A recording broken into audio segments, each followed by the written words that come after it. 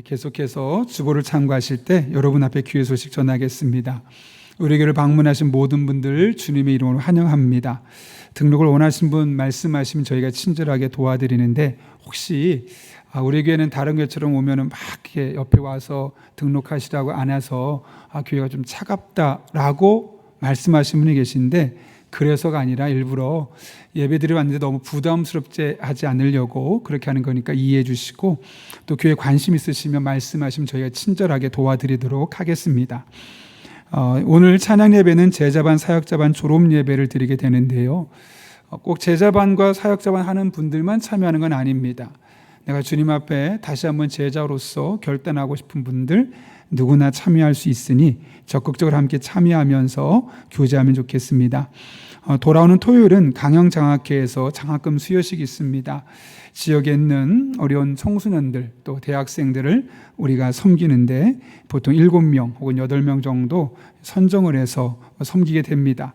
이번에 이런 과정을 통해서 여태까지 수고해 주시고 헌신하신 분들 진심으로 감사를 드리고, 또 이렇게 장학금을 수여받는 학생들이 또 한평생 믿음을 잘 살 수 있도록 기도해 주시기를 부탁드립니다. 항존직 선거 관련해서 안내드립니다. 8월 6일까지 동의서를 꼭 보내주시고요. 혹시 사진을 같이 보내주시기 어려우신 분들은 문자나 구글 폼을 통해 제출하셔도 됩니다. 그리고 오늘 사진 찍기를 원하시는 분은 1시부터 1시 30분까지 1층 지혜실에서 찍게 되니까 그곳에서 사진 찍으시면 되겠습니다. 청년부 여름수련회가 8월 14일부터 16일까지 2박 3일간의 일정으로 진행됩니다. 그동안 영아부, 유치부, 아동부, 중고등부까지 수련회가 잘 끝났습니다. 청년부 수련회도 마지막까지 또 안전하게 은혜 안에 진행될 수 있도록 많은 분들의 기도와 관심 또 후원 부탁드립니다. 결혼 소식이 있습니다. 양병선 강신욱 집사님의 아들 양인철 청년의 결혼식이 8월 9일입니다. 돌아오는 토요일 12시에 디어 베누지 서울 2층에서 있습니다.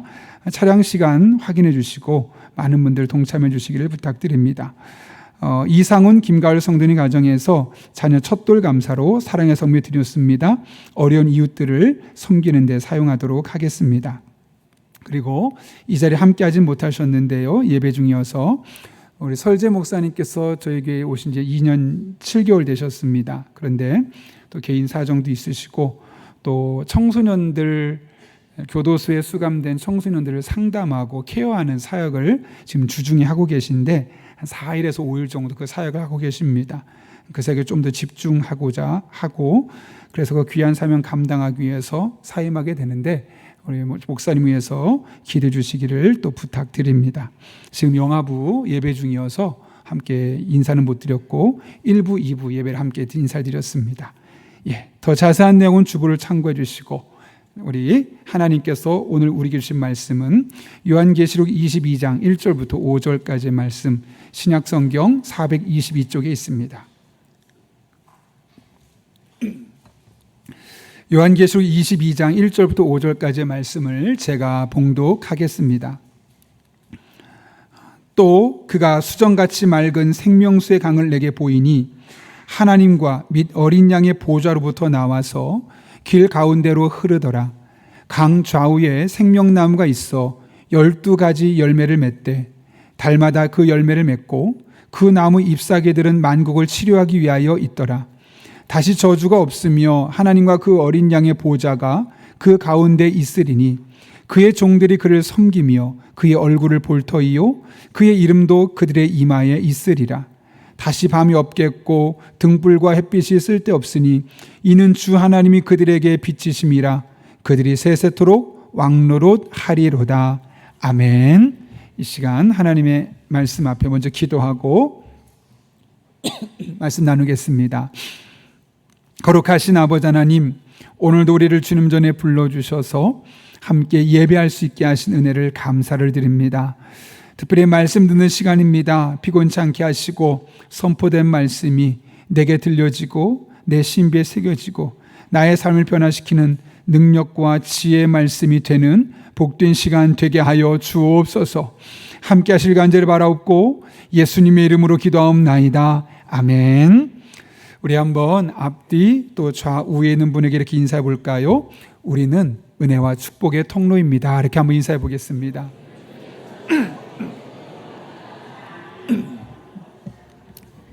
네. 그 서울 벽제에 가면 승화원이라는 장례식장이 있고 그 옆에 납골당이 있습니다. 그 납골당에 가면 필기구가 있는데 그 필기대의 내용을 보게 되면 유가족들이 이제 먼저 세상을 떠난 가족들을 향한 애틋한 마음을 이제 편지로 짧게는 2줄, 길게는 여러 줄로 쓴 그런 편지들이 있습니다.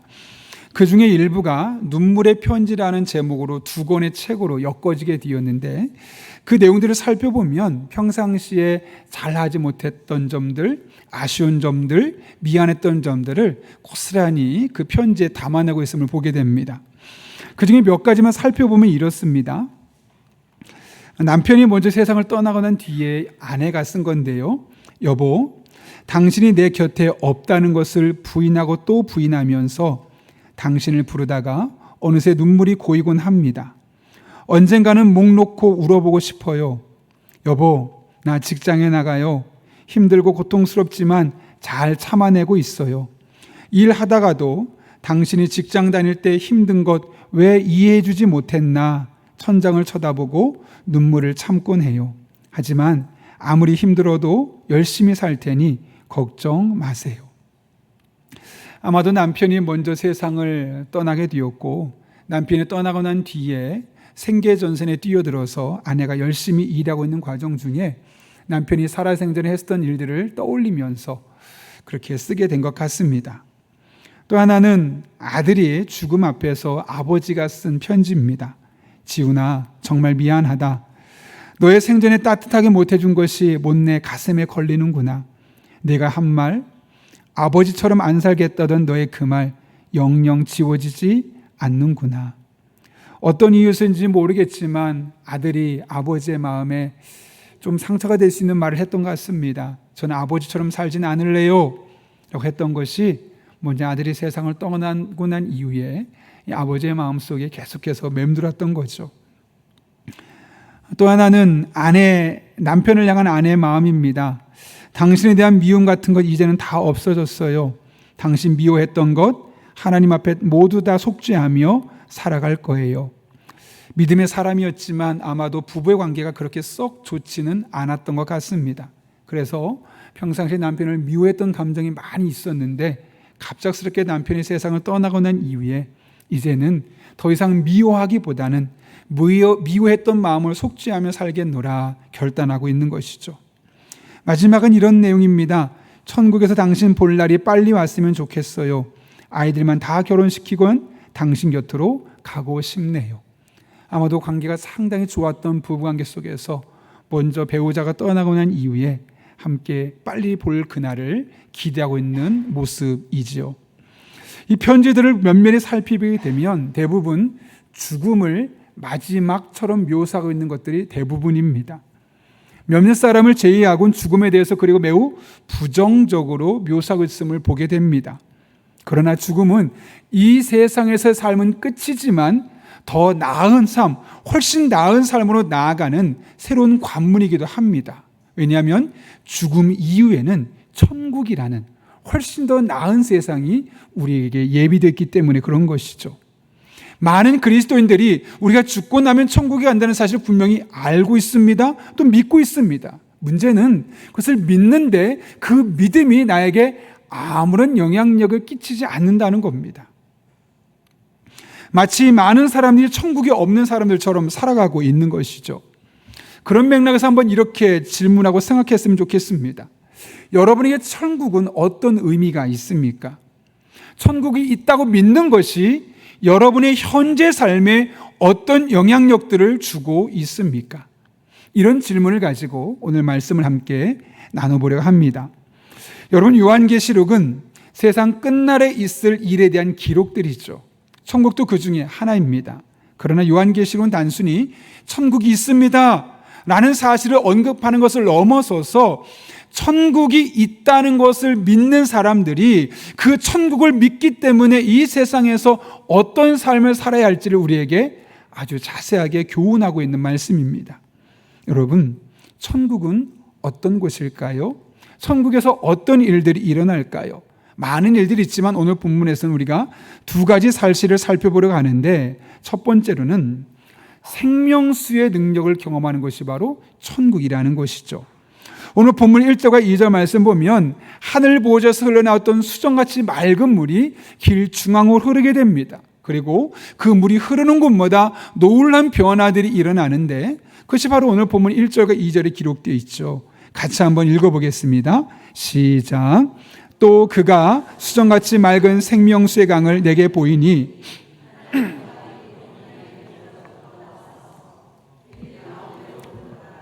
강 좌우에 생명나무가 있어 12가지 열매를 맺되 달마다 그 열매를 맺고 그 나무 잎사귀들은 만국을 치료하기 위하여 있더라. 아멘. 여기 보게 되면 어떤 일이 있냐면 생명나무가 있는데 12가지 열매 맺는데, 12는 완전수죠. 그 다음에 달마다 그 열매를 맺는다고 합니다. 원래 과실은 1년에 한 번 맺는데 달마다 맺을 정도로 풍성하다는 거죠. 그리고 보통 잎사귀는 떨어지면 아무런 쓸모가 없는데 그것은 만국을 치료하는 데까지 쓰임받는, 하나도 버릴 것 없이 완벽하게 생명력이 넘치는 모습을 언급하고 있는 것이죠. 실제로 그렇다는 것이 아니라 상징적인 겁니다. 천국에서의 삶이 얼마나 생명력이 있고 에너지가 넘치고 하나도 버릴 것 없이 완벽한 삶이라는 사실을 우리에게 강조하기 위해서 지금 이와 같은 이미지를 우리에게 보여주고 있는 겁니다. 여러분, 천국이 정말 그렇다는 사실을 믿으십니까? 생기가 없고 축 늘어진 것은 우리가 천국에서 볼 수도 없습니다. 늘 기쁘고 행복하고 평안하고 에너지가 넘치는 공간이 바로 천국이죠. 그곳에서는 누구나 이런 은혜를 다 경험할 수 있습니다. 나이가 상관없습니다. 성별이 상관이 없고 학력과 재능이 중요하지 않습니다. 얼마나 많이 봉사했는지, 얼마나 많이 헌금했는지 하나도 중요하지 않습니다. 하나님의 자녀라면 누구나 천국에서 이런 은혜를 누리며 살아갈 수 있다는 것이죠. 생명수의 힘이 참 놀랍습니다. 여러분, 도대체 이 생명수의 강이 어떤 것이길래 이렇게 에너지가 넘치고 생명력이 넘치는 그런 일을 주는 것일까요? 예수님께서 일찍이 이에 대해서 요한복음 7장에서 말씀하신 적이 있습니다. 우리 한번 요한복음 7장 37절부터 39절까지 말씀 같이 읽겠습니다. 시작. 명절 끝날 곧 큰 날에 예수께서 서서 외쳐 이르시되 누구든지 목마르거든 내게로 와서 마시라. 나를 믿는 자는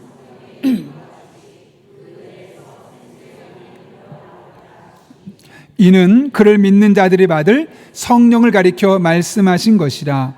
예수께서 아직 영광을 받지 않으셨으므로 성령이 아직 그들에게 계시지 아니하시더라. 아멘. 이를 통해서 본문에 나오는 이 생명수의 물은 다름이 아니라 성령이라는 것을 우리는 알 수 있는 겁니다. 여러분, 바로 성령이 하신 일이 뭐냐면 우리들의 삶에 생명력이 넘치고 에너지가 넘치게 한다는 거죠. 천국에서는 한순간도 성령 충만하지 않을 시간이 없습니다. 매 순간, 매 분초마다 성령으로 충만해서 그 성령의 역사로 말미암아 죽은 영혼이 살아나고 절망은 소망으로 바뀌고 병들고 상한 마음을 치유하고 죄를 미워하며 거룩한 일을 도모하며 그렇게 에너지가 넘치고 기쁨과 감사가 넘치는 일상이 매 순간순간 반복된다는 것을 우리에게 말씀해 주고 있는 것이죠. 이것이 바로 천국에서 늘 성령 충만한 이에게 부어지는 하나님의 놀라운 은혜입니다. 그런데 지금 이 하늘에서 천국에서의 성령 충만을 누리는 그 은혜가 지금 이 시대 로마에서 핍박받고 죽어가는 이 신앙인들에게 어떤 의미가 있는 것일까요? 오늘이라도 현실 속에서 그 성령의 역사를 경험하며 살아가라 라는 의미에서 지금 요한을 통해서 하나님께서 천국에서 성령이 충만할 때 부어진 그 역사를 미리 보여주고 계신 것이죠. 그런 의미에서 지금 이 로마의 핍박과 괴롭힘 속에 살고 있는 이 신앙인들에게 가장 중요한 것은 다른 것이 아닙니다. 마음을 다부지게 먹는 것이 아니라 성령 충만을 삼하며 살아가는 것. 그래서 그 성령 충만으로 말미암아 그 인생이 무기력하지 않고 생명력 있고 강력한 에너지를 갖고 매 순간 기뻐하며 감사하며 살아가는 것, 그것이 바로 하나님께서 이 요한계시록을 읽고 있는 수많은 독자들에게 원하는 메시지인 겁니다. 이프라는 책을 보게 되면 마크 베터슨이라는 목사의 이야기가 나오는데, 그 목사가 어릴 때부터 다녔던 교회는 성령을 별로 강조하지 않는 교회였습니다. 매우 이성적인 교회. 그래서 이성 역할을 많이 강조하면서 성령에 대한 설교도 하지 않고 또 기도할 때도 성령 충만해서 별로 기도하지 않는 그런 교회였습니다. 그렇게 교회를 다니다가 나이가 들고 나서 좀 교회가 달라야겠다 하는 마음이 있어서 성령 충만을 강조하고 이야기하고 매 순간 성령 충만하면서 성령 인도하심을 따르는 삶이 얼마나 귀한지를 이야기하는 교회를 다니게 되었습니다. 그러면서 그가 깨닫게 된 것은 하나님을 우리는 일컬어 성부 하나님, 성자 하나님, 성령 하나님, 이렇게 삼위일체 세 분으로 이야기하는데, 그 중에 성령에 대해서 이야기하지 않는다는 것은 내 삶의 3분의 1을 내가 무시하는 것이고, 그렇다면 결국 나의 인생은 정말 어리석은 삶이 될 수밖에 없겠구나라는 것을 깨닫게 되었던 것이죠. 그렇죠, 여러분. 우리가 성령님을 통해서만, 성령 충만할 때만 경험할 수 있는 그런 기쁨과 은혜와 감격의 삶이 우리 안에 분명히 있습니다. 성령의 은사가 그렇고 성령의 열매가 그렇습니다. 잘 생각해 보시면 성령으로 충만하면 우리들의 어떤 열매가 맺히냐면 사랑과 기쁨과 평화와 인내심과 친절함과 선함과 진실함과 온유함과 절제 열매가 맺히면서 삶에 많은 변화가 일어납니다. 그런데 성령 충만하지 않으면 우리는 어떠냐면 사랑하는 것 같지만 제대로 사랑하지 못합니다. 기쁜 것 같지만 금세 넘어지고 좌절합니다. 평화를 추구하는 것 같지만 평화롭지 못합니다. 인내하는 척, 친절한 척, 선한 척, 진실한 척, 온유한 척, 절제하는 척 하다가 결국 무너져 버리고 좌절하고 낙심하면서 일상 속에서 괴로움을 겪을 수밖에 없는 것이죠. 결국 아무것도 이루지 못합니다. 성령 충만하지 않으면 우리는 노력하지만 수고하지만 결국 아무것도 이뤄내지 못하고 매 순간 손해보는 삶을 살 수밖에 없다는 것이죠. 제가 최근에 성령에 대한 글을 하나 보고 있는데, 책을 보고 있는데, 그 책을 보게 되면 우리가 성령의 능력 없이 신앙생활을 하게 되면 반드시 머지않아 나타나는 증상이 있는데, 그것이 뭐라고 하냐면 짜증과 분노라고 합니다. 그러니까 성령 충만하지 않고 열심히 살아가는 사람은 어느 순간 나도 모르게 짜증을 내게 되어 있고 자신에 대해서 분노하게 된다는 거죠. 왜냐하면 내가 원하는 행동이 있는데 그것을 하지 못하는 나의 모습을 보면서 좌절하기도 하고 짜증이 나는 겁니다. 또 이건 절대로 해서는 안 돼, 하지 말아야 돼라고 마음에 결단하지만 나도 모르게 똑같은 그 일을 계속 반복하는 모습을 보면서 좌절하면서 나에게 실망하고 짜증나고 분노를 갖게 되는 것이죠. 예를 들면 이런 겁니다. 나 다시는 이런 나쁜 영상, 불법 영상, 음란한 영상 그런 거 하지 않을 거야, 보지 않을 거야 라고 마음 먹었지만 어느 순간 똑같이 그 길로 돌아가 있는 자신의 모습을 발견하지 않습니까? 때로는 내가 정말 화를 내지 말아야지, 술, 담배 이제 끊어야지 등등 내가 하지 말아야겠다고 결단했던 것들을 나도 모르게 똑같이 다시 하고 있는 나의 모습을 볼 때마다 참 내 인생이 초라해 보이고, 때로는 그런 나의 모습에 짜증이 나기도 하고 그런 나의 모습에 대해서 분노하는 마음까지도 일어날 수밖에 없다는 겁니다. 노력하지 않는 것이 아니지만 노력하면 할수록 그것을 이뤄낼 수 없는 우리의 모습에 좌절하며 분노하며 짜증낼 수밖에 없다는 거죠. 그러니 우리는 매 순간 성령 충만하지 않으면 매번 실패하고 매번 좌절하고 매번 지칠 수밖에 없는 것이죠. 그러나 성령으로 충만하면 우리 인생은 확연하게 달라질 수밖에 없습니다. 다양한 유혹들이 나에게 찾아올 때 그것을 능히 이겨낼 수 있고, 한 번에 큰 변화는 일어나지 않을지라도 날마다 조금씩 달라져 가고 있는 나의 모습을 발견하게 되는 것이죠. 그래서 돌아보면 우리는 매일 성공하는 것이고, 매일 감사하는 것이고, 매일 희망을 가질 수 있는 것이고, 나의 삶에 매일 놀라운 변화들을 맛볼 수 있게 되는 것이고, 결국 나의 일상은 날마다 천국의 삶을 살아가게 되는 것이죠. 바라기는 우리가 일상의 삶에서 늘 성령 충만할 때 그 성령 충만으로 말미암아 날마다 순간마다 우리의 삶이 천국의 삶을 살아가는 그런 복된 성도님들 될 수 있기를 예수님의 이름으로 축원합니다. 천국은 과연 어떤 것일까? 오늘 본문에서 살펴보는 두 번째는 하나님 앞에 완벽한 예배가 드려지는 곳입니다. 오늘 3절과 4절 말씀 보게 되면 천국에서 행하는 두 번째 행위를 이야기하는데 그것이 무엇인가 이렇게 기록하고 있습니다. 같이 읽어볼까요? 다시 저주가 없으며 하나님과 그 어린 양의 보좌가 그 가운데 있으리니 그의 얼굴을 볼 터이요 그의 이름도 그들의 이마에 있으리라. 아멘. 여기 보게 되면 천국에서 무엇을 하냐면 그의 종들이 어린 양을 섬긴다고 이야기합니다. 여기 그의 종이 누구냐면 바로 우리들을 말하는 거죠. 우리가 천국에서 무슨 일을 하냐면 어린 양이신 주님을 섬긴다는 겁니다. 여러분, 섬긴다는 게 무슨 뜻일까요? 라트리오라는 헬라어 단어가 쓰는데 이것은 섬기다는 단어도 있지만 더 많은 경우 예배하다, 경배하다 그런 의미로 이 단어가 사용됩니다. 따라서 천국에서 우리가 종을 섬긴다는 이야기는 다른 말로 하면 주님께 예배한다 이야기하는 겁니다. 그것도 그 예배가 어떤 예배냐면 그의 얼굴을 볼 터이요.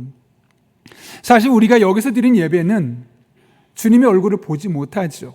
저의 얼굴을 기껏 보거나 화면을 보거나 이것이 우리가 드리는 예배의 전부인데, 천국에서 드려지는 예배는 우리가 하나님 앞에 예배 드릴 때 그분의 얼굴을 대면하며 완전히 친밀한 관계 속에서 온전한 예배를 드릴 수 있게 된다고 오늘 말씀하고 있는 것이죠.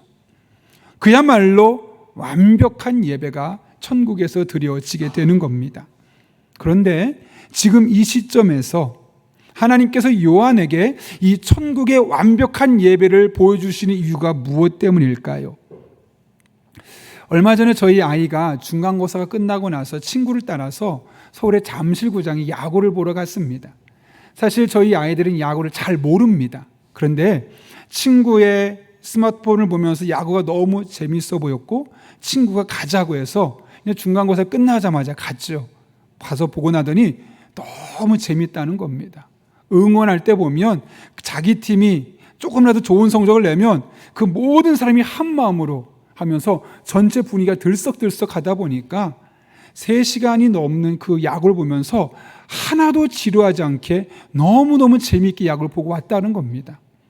그리고 나서 얼마 전에 기말고사가 끝나고 나서 이번에는 수원에 야구를 보러 갔습니다. 친구가 티켓이 2장이 있는데 같이 가자 해서 그 친구를 따라간 겁니다. 근데 이번이 더 재밌었다는 거예요. 왜 더 재미있었느냐? 지난번에 갔을 때는 야구만 보고 야구의 룰을 하나도 몰랐는데 그게 좀 아쉬웠던 거예요. 이번에는 야구의 룰을 공부하기 시작했습니다.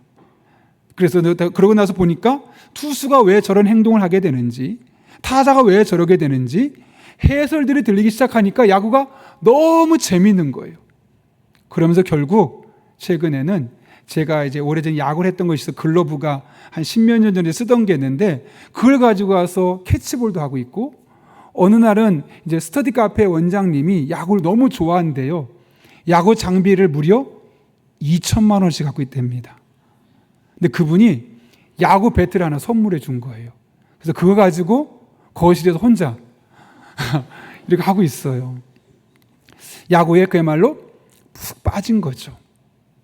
아무것도 모를 때는 야구장 갈 생각도 안 했었습니다. 그런데 TV를 보면서, 스마트폰을 보면서 야구 한번 보고 싶다. 또 가고 나니까 너무 감격스럽고 좋으니까 야구를 배우고 싶었고, 야구를 알고 나니까 그 재미가 2배, 3배로 증폭되더라는 것이죠. 여러분, 같은 맥락이죠. TV로 야구를 보는 것은 마치 우리가 이 땅에서 예배를 드리는 것과 같습니다. 그러나 야구장에 가서 야구 경기를 보는 것은 마치 천국에서 드리는 예배와도 같습니다. 그렇다면 우리가 할 일은 무엇일까요? 이 땅에서 예배를 잘 드리는 겁니다. 예배를 배우고 이 땅에서 예배를 잘 드리게 되면 우리가 예배를 잘 드리는 과정을 통해서 결국 어떤 일이 생기냐면 천국에 가게 되었을 때 진짜 예배를 제대로 드리면서 마음껏 그 예배를 누릴 수 있게 되는 것이죠. 그래서 우리가 정말 천국에서 예배를 온전히 드리기를 원한다면 이 땅에 있는 동안 예배를 잘 배우고 예배 가운데 은혜 받기를 결단한 우리의 삶의 자세가 필요하다는 것이죠. 그런 면에서 다윗은 우리에게 좋은 영적인 모델이 됩니다. 시편 122편 1절을 보면 다윗이 이렇게 고백합니다. 사람이 내게 말하기를 여호와의 집에 올라가자 할 때에 내가 기뻐하였도다. 여호와의 집에 올라간다는 것은 예배 드린다는 겁니다. 예배 드리러 갑시다 했더니 다윗이 아이고 나 지난주 예배 드렸어요. 일주일에 한 번 정도면 됐지 뭘. 이게 아니라 예배 또 드리러 가자고? 또 갑시다. 또 갑시다. 한 번, 두 번 계속 드린 예배가 그에게는 의무가 아니라 즐거운 활동으로 이해되고 있었으면 할 수 있는 것이죠. 주일날 예배를 드리고 나서 찬양 예배도 드리고 새벽 기도도 드리고 수요 기도도 드리면서 하나님 앞에 나가서 예배하는 게 너무 좋은 생활. 그것이 바로 다윗이 누리고 있었던 예배 생활이라는 것을 우리는 알 수 있는 겁니다. 저는 지금도 예배를 생각할 때마다 꼭 떠오르는 한 목사님이 있습니다. 외국 목사님인데 웨인 코데이로라는 목사님입니다. 제가 오래전에 한번 이야기했던 적이 있는데 예배 때마다 생각이 나서 여러분과 함께 다시 한번 나누고 싶습니다. 그 교회가 건물이 없었습니다. 그러다 보니까 공원에서 예배를 드리게 되는데 점점 많은 사람들이 찾아옵니다. 왜냐하면 현대화된 예배, 키보드 멋있게 음악을 틀고 또 마이크와 성능 좋은 스피커를 놓고 사람들의 마음을 들썩들썩일 만큼 찬양을 하니까 점점 많은 사람이 젊은 사람들이 모이기 시작합니다. 근데 어느 날 예배를 드리려고 하는데 비가 온다는 겁니다. 아니 예배 드리는데 비가 오면 전자장비를 쓸 수 없으니까 얼마나 마음이 불편할까요? 하나님께 기도합니다. 하나님 예배하려고 하는데 예배 드리는 동안만큼 비가 딱 그치게 해주셔서 마음껏 예배하게 도와주시고 그 예배에 참석한 사람들도 역시 하나님이 예배하는 우리를 지켜주시는구나 경험할 수 있게 해주십시오. 그렇게 열심히 기도했습니다. 어떻게 됐을까요? 비가 흠뻑 내렸습니다. 결국 키보드 쓸 수 없었고 마이크도 사용할 수 없었고 성능 좋은 스피커도 그냥 고물처럼 하나도 사용할 수 없었습니다. 그날 예배가 그 많은 사람 앞에 빽빽 소리를 질렀지만 결국 찬양 소리를 제대로 들릴 수 없고 빗소리에 묻혀서 오늘 예배 실패했다. 너무 마음이 좌절이 되더라는 거예요. 하나님 앞에 섭섭한 마음에 하나님 이렇게까지 기도했는데 오늘 예배 망쳤습니다. 도대체 왜 그러신 것입니까? 라고 물었더니 하나님 하신 말씀이 야 네가 예배를 준비하는 과정 중에 비가 오지 말게 해달라고 많이 기도한 거 너무 좋다. 그런데 한 번도 오늘 비가 온다 할지라도 이 예배 가운데 하나님 함께하여 주옵소서 라고 기도하지는 않았지 않느냐. 아무리 비가 안 온다 할지라도 아무리 성능 좋은 키보드와 마이크와 스피커와 찬양팀이 있어도 내가 함께하지 않는다면 그 예배가 무슨 예배가 되겠니? 라는 마음을 주시는 거죠. 그래서 그날부터 많이 마음이 바뀌었다 그래요. 저는 예배 드릴 때마다 늘 이 웨인 코데이로 목사님의 이 일화를 생각합니다. 그래서 저도 기도합니다. 하나님, 오늘 드리는 예배가 지금 이 시간 드리는 예배가 하나님 앞에 하나님이 함께하는 예배가 되게 하여 주옵소서. 저 스스로도 하나님이 함께하는 예배자가 될 수 있도록 하나님 저를 인도해 주시고 이 예배 참석하는 성도 한 사람 한 사람이 이 예배를 통해서 하나님 만날 수 있는 하나님이 함께하신 예배가 되게 하여 주옵소서 기도합니다. 여러분 아무리 유리한 말로 여러분의 영혼을 쏙 빼놓을 수 있는 설교를 잘하는 설교자가 있다 한들 아무리 어마어마한 악기를 동원한 찬양대가 있다 한들 정말 시설 좋은 곳에 우리가 예배를 드린다 한들 하나님이 함께하지 않는다면 그 예배는 드리지 않은 것보다 못할 수 있습니다. 그러나 조금 부족해도 하나님이 함께 하시는 것이 가장 중요한 것으로 두고 하나님, 이 예배, 하나님이 함께하는 예배, 제가 오늘 이 예배 와서 하나님 만나고 가는 그런 복된 예배, 하나님의 임재가 있는 예배가 되게 하여 주옵소서. 그런 마음으로 예배에 참석하고 그런 마음으로 예배에서 은혜 받고 돌아간다면 그 예배만큼 복 있는 예배가 어디에 있겠습니까? 제가 어저께 참 큰 마음의 은혜를 받았던 시간이 있었습니다. 어제 우리 청년부 찬양팀이 저녁 한 7시부터 한 10시 넘어서까지 찬양 연습을 하더라고요. 저희 아이도 같이 찬양팀이 있어서 제가 7시쯤에 가면서 야, 얼마나 걸릴까? 한 2시간 걸릴까? 한두 시간?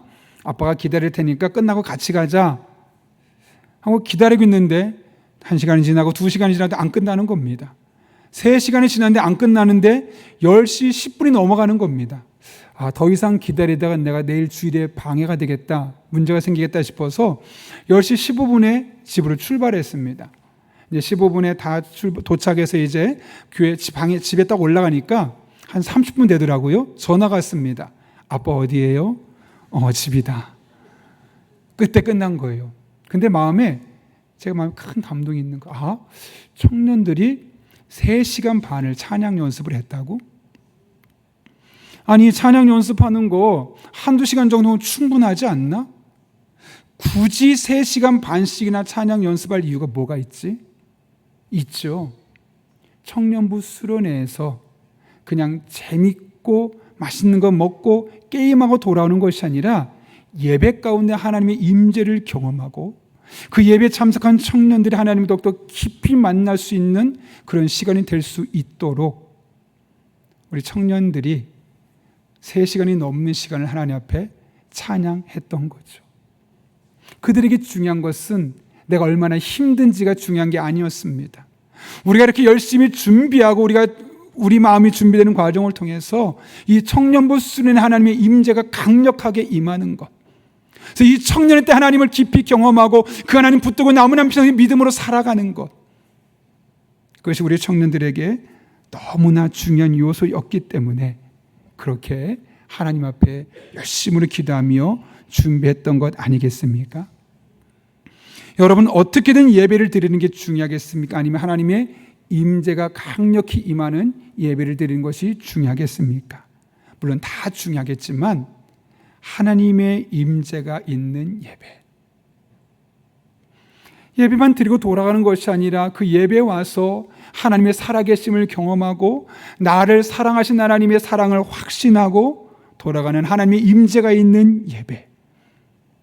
만약 예배 하나님의 임재가 없다면 그 예배는 철저하게 나만을 위한 예배로 전락해버립니다.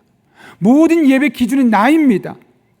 내가 원하는 스타일의 예배 스타일이냐, 내가 좋아하는 설교의 주제냐, 오늘 내가 좋아하는 곡을 선곡했느냐에 따라서 그 예배가 좋은 예배가 될 수 있고 그렇지 않은 예배가 될 수 있는 것이죠. 그러나 하나님의 임재가 가장 중요한 요소라면 다 필요 없습니다. 내가 원하는 스타일의 설교가 안 해도 괜찮습니다. 내가 좋아하는 찬양을 선곡하지 않아도 괜찮습니다. 찬양대가 화려하지 않아도 괜찮습니다. 그냥 하나님이 함께 하시기만 하는 예배이면 되기 때문에 그 예배는 은혜 받고 감동이 있을 수밖에 없는 예배가 되는 것이죠. 그런 여러분, 이 땅에서 드리는 예배가 하나님의 임재가 있는 예배가 될 수 있기를 바랍니다. 그리고 여러분이 그런 예배자가 될 수 있기를 바랍니다.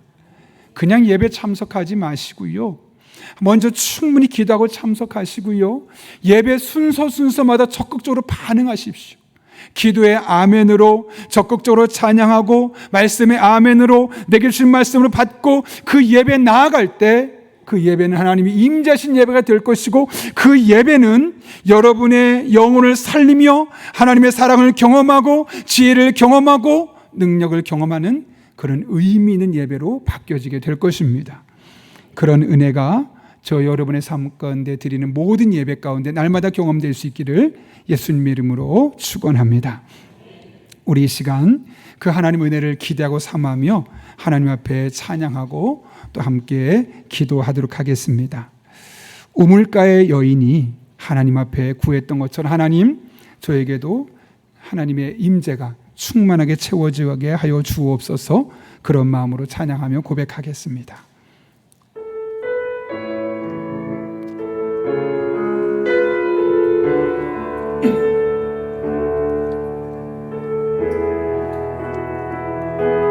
우물가의 여인처럼, 우물가의 여인처럼 날 구했네. 헛되고 헛된 것들을 그때 주님 하신 말씀, 내 세매와 생수를 마셔라. 오 주님, 오 주님, 채우소서. 나의 잔을 높이 듭니다. 하늘 양식 내게 채워주소서. 넘치도록 채워주소서. 많고 많은 사람들이 찾았었네. 많고 많은 사람들이 찾았었네. 헛되고 헛된 것들 주 안에 감추인 고백, 세상 꽃과 난 비길 수 없네. 오 주님 채우소서. 나의 잔을 높이 듭니다. 하늘 양식 내게 채워주소서. 넘치도록 채워주소서. 내 친구여, 내 친구여, 거기서 돌아오라. 내 주의 넓은 품으로 우리 주님 너를 반겨 그 넓은 품에 안아주시. 오 주님 채워주옵소서. 오 주님 채우소서. 잔을 높이 듭니다. 하늘 양식 내게 채워주소서. 넘치도록 다시 한번 고백합니다. 오 주님 채워주시옵소서. 오 주님 성령으로 충만케 채워주시옵소서. 하나님의 임재로 충만케 채워주시옵소서. 높이 듭니다.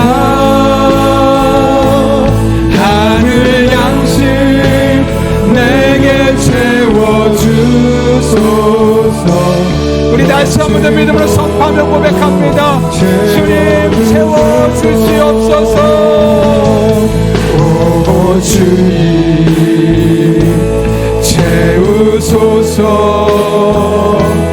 나의 잔을 높이 듭니다. 하늘 양식 내게 채워주소서. 넘치도록 채워. 목마른 나의 영혼, 목마른 나의 영혼, 주를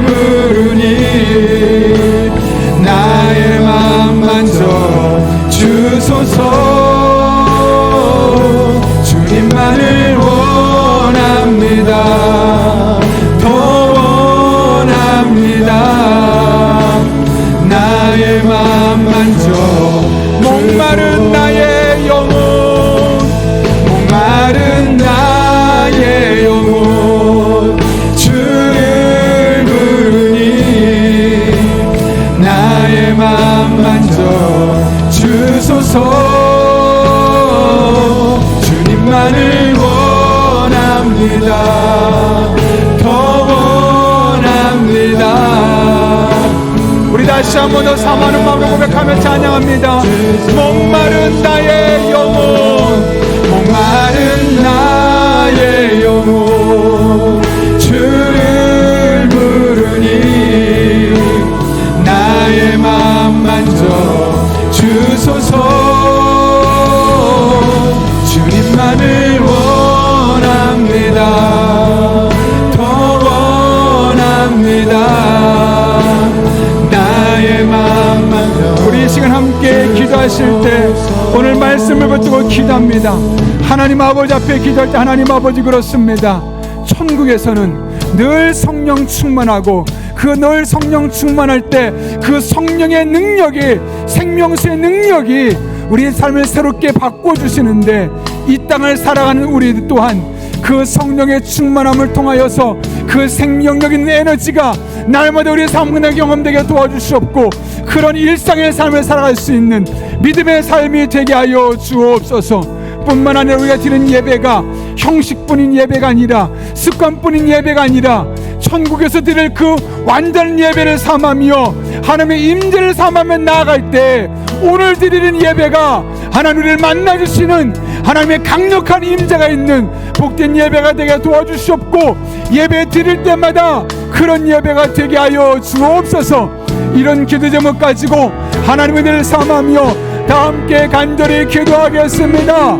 살아계신 아버지 하나님, 오늘 우리를 주님 전에 불러주셔서 하나님 이 예배할 수 있게 하시고 찬양할 수 있게 하시고 기도할 수 있게 하시는 은혜를 감사드립니다.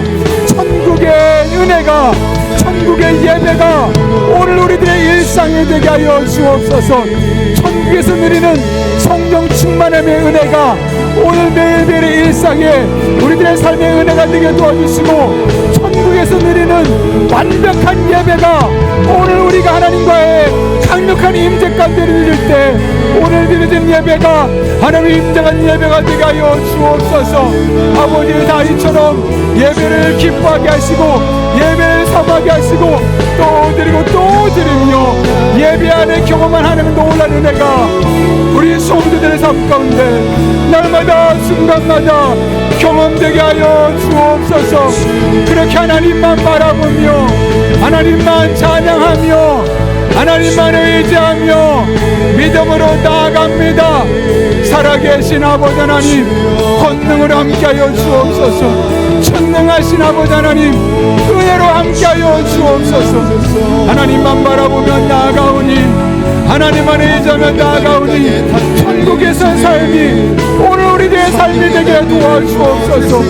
그렇게 성령 충만할 때 누리는 그 생명력이, 그 에너지가, 그 은혜가, 그 축복이 날마다 순간마다 우리 성도들의 삶의 경험되게 도와주시옵고, 천국에서 누리는 그 완벽한 예배가 오늘 하나님의 임재 가운데 우리들의 삶에 드려지게 하여 주옵소서. 형식적인 예배, 내가 원하는 예배, 내가 기뻐하는 예배가 아니라 하나님의 임재를 삼으며 하나님이 기뻐하는 예배 드릴 수 있는 믿음의 사람들 되게 하여 주옵소서.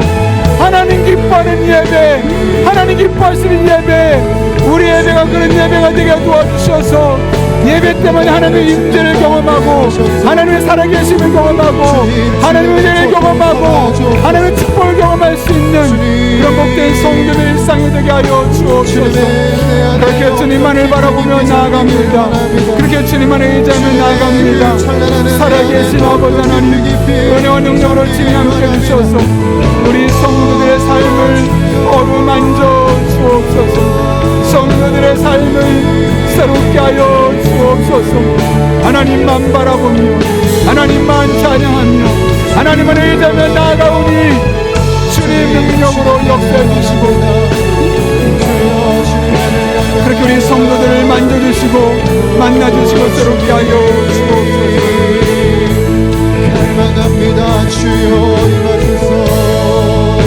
하나님 앞에 새로운 삶을 살게 도와주시고 하나님 앞에 은혜로 살아가는 복된 성도님이 될 수 있도록 하나님 아버지 은혜를 다해 주셨고 능력으로 친히 역사하여 주옵소서. 주님만을 바라보며 나아갑니다. 주님만을 의지하며 나아가오니 아버지 우리들에게 은혜를 베풀어 주옵소서. 능력으로 함께하여 주옵소서. 살아계신 아버지 하나님, 오늘 요한계시록 22장의 말씀을 통하여 천국이 분명히 존재한다는 사실을 깨닫게 하시고, 천국에서 늘 성령 충만할 때 그 성령 충만함으로 주어지는 영적인 에너지와 생명력이 날마다 우리들의 삶의 경험됨을 깨닫게 하시고, 우리가 천국에서의 완벽한 예배를 드릴 수 있음을 오늘 말씀을 통해 알게 하신 은혜를 진심으로 감사를 드립니다.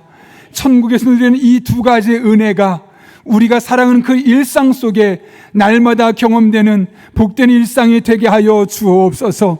우리의 일상에서도 성령 충만을 삼하며 나갈 때 천국에서의 기쁨과 만족과 행복과 그 안에 영적인 에너지와 생명이 끊임없이 우리들의 삶에 공급되게 하여 주옵소서. 뿐만 아니라 천국에서 우리가 하나님께 드릴 예배 드릴 때 그 예배를 하나님의 얼굴을 마주보고 예배를 드린다고 말씀하셨는데, 이 땅에서 예배 드릴 때마다 그 하나님의 임재가 강하게 임하는 예배가 되게 도와주셔서 주님 만나는 예배, 우리의 삶이 새로워지는 예배, 그렇게 하나님의 임재 가운데 날마다 순간마다 예배를 드리고 다윗처럼 예배를 삼아하는 복된 성도님들의 일상이 되게 하여 주옵소서. 함께 하실 줄로 믿사오며 예수님의 이름으로 기도하옵나이다. 아멘.